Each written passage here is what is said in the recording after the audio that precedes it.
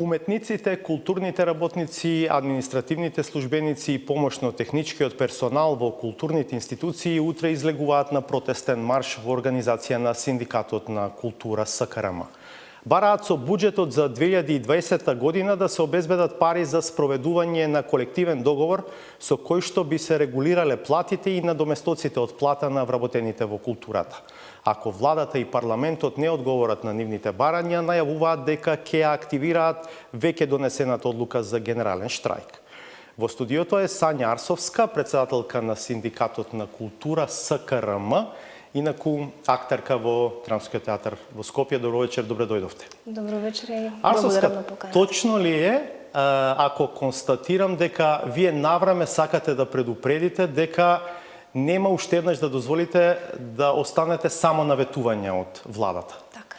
Да, за секторот култура веќе 15 години нема колективен договор. Последниот колективен договор е подпишан во 2005 година, но никогаш не е спроведен, што значи станува збор за малку подолго време и мислам дека дојде времето и конечно треба да ни се остварат нашите права, односно да се избориме и да подпишеме колективен договор во културата.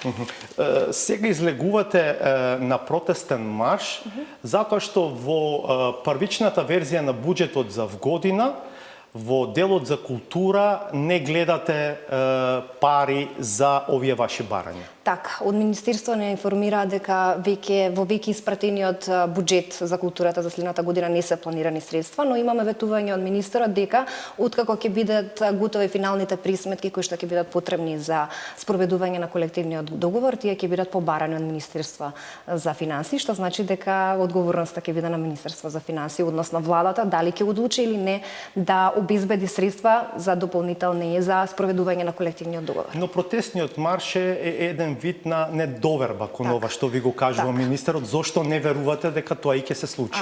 Заради тоа што низ годините искуството покажува дека ветувањата не се исполнуваат. Нам ни беше ветено и минатата година дека во 2019 година ќе бидат обезбедени пари за колективниот договор, но тие не беа обезбедени и затоа ние како синдикат, за да не остане културата без никакво покачување по прашање на плати, побаравме нивелација, односно поравнување на платите кои што го добивме во мај. Точно е. Во мај добивте нивелација на платите. Со тоа не беа исцрпени, не се исцрпени вашите барања? Не, затоа што многу во јавноста никако нивелацијата се толкува како покачување на плата, а не нивелацијата значеше поравнување на платите во дејностите. Не меѓу дејностите на ниво на култура, туку во една дејност. Што значи дека јас како актер втора група и друг актер втора група во минатото сме имале различни плати. Се случувало јас врз работен стаж од 6 години да имам поголема плата од работа на исто место со 20 години стаж. И нивелацијата донесе поравнување во платите. Некој добија, некој не, но во никој случај не е покачување. Оно што треба да го содржи колективниот договор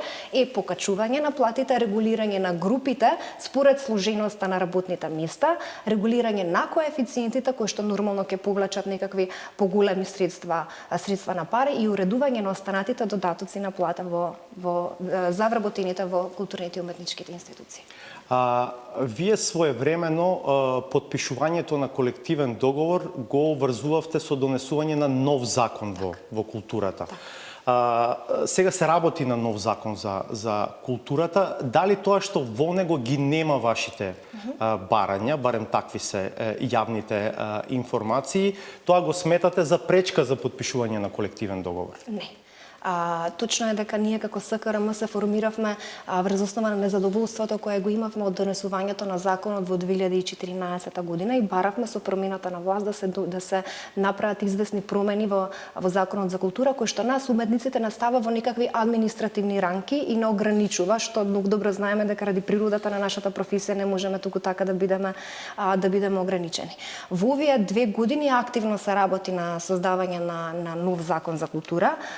Ние како СКРМ имаме и представник кој што ќе внимава на делот за работничките права во таа работна група што го изготвува законот, да има некакви налози од МИОА кој што диктира во која насока треба да се движи нашиот закон, зашто сепак се работи за јавен сектор. Ние секако сме дел од буџетарите во оваа држава и имаме се уште на согласување и барем за сега нашите барања не се спроведени, односно не се усвоени од страна на МИОА и не се вметнати во во новиот закон за култура.